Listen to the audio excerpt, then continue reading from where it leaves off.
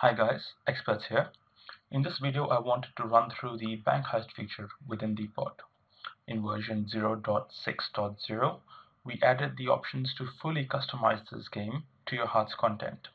So let's get into it. You can find the BankHeist feature under the Stream Interactions tab and the Minigames sub-tab. On the screen, you'll see some quick options with detailed options in the configuration panel. The quick options are fairly easy to understand. First one being enabled/disabled, where you can turn on and off the BankHeist feature. The COPS cooldown essentially refers to the time between the end of the BankHeist and the start of the next game. So this is a cooldown period between two games. And the max gamble essentially lets you customize what's the max amount anyone can gamble in any one bank heist. Setting this to 0 disables this feature. Let's go into the detailed options. If you click the cog over here, it'll open up a separate screen with detailed customization options. I'll go through these one by one. The entry cooldown. This is the amount of time users will be given to enter the bank heist once it has started. Activation command is the command users will use to enter or start the bank heist. Entry message. This is the message that will be displayed by the bot when the user first starts the game. Do note, in all of these messages, you have dynamic variables which will be populated. These start and end with the @ sign. Moving on, the max point text are simply instructions on whether or not the max gamble has been set. The entry instructions allow users to see how to enter the bank heist once it has been started. Late entry messages essentially refer to the message displayed when a user attempts to enter once the entry cooldown period has elapsed. Cooldown entry essentially refers to the period when the user tries to enter after the bank heist has finished and the next one has not yet started. Cooldown over is the message the bot displays in chat once the COPS cooldown has expired and a new bank heist can be started. Moving on to the options on the right, the bank heist game has 5 different levels, which depend on how many users enter the game. You can customize the bank names for each of these levels, as well as the number of users required to move to the next level.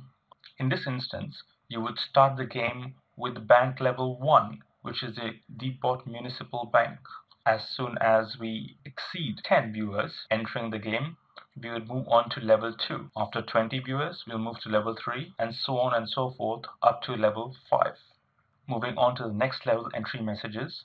These are the messages that the bot will display in chat once enough viewers have entered to move into the next level. You've got the level 2, level 3, level 4, and level 5 messages. Please note, the dynamic variables in these messages are @bankname @, which displays the current level bank name, and @nextBankName @, which displays the next level bank name. Do note the next level bank name is not available for the level 5 message, as that is the highest level. Moving on to the right panel, this is the Payout section. In this section, you can configure 2 aspects of the game. For each level, you can configure what is the percentage chance for a user to win the game. As you can see, the default configuration makes it harder to win as more users enter. On the flip side, you can also configure the amount the users will walk away with when they win. The payout multipliers allow you to control how big of a score the game gives the winners. Again, as you can see, the multipliers increase as the difficulty of the game increases. Do note that when you multiply the payout win percentage with the payout multiplier, this number should never exceed 1. If it does, from a probability perspective, it would mean that should the viewers play infinitely, they will keep getting more and more coins, i.e., the game is set up against your favor in the viewer's favor. To help you compute the payout multipliers, I've added an auto compute button, which automatically calibrates the payout multipliers for the defined success rates that you have configured. Moving on, the game outcomes on the bottom left This panel allows you to configure the messages the bot sends when the game moves on to the second phase, i.e. the execution phase. The start message is the message the bot will display in chat when the bank heist starts, and the results message is just the pretext before it starts displaying the results. The single user success and single user fail messages are essentially spam reduction controls, where if only a single user enters the bank heist, it would not display the full execution start, execution complete, and result messages. Instead, it would just display the entire result in a single line. On the far right, you can see the success messages. These are the messages the bot will display when the entire team's success ratios fit within these levels. 0% implying that the entire team was killed, and 100% implying that the entire team was successful in winning.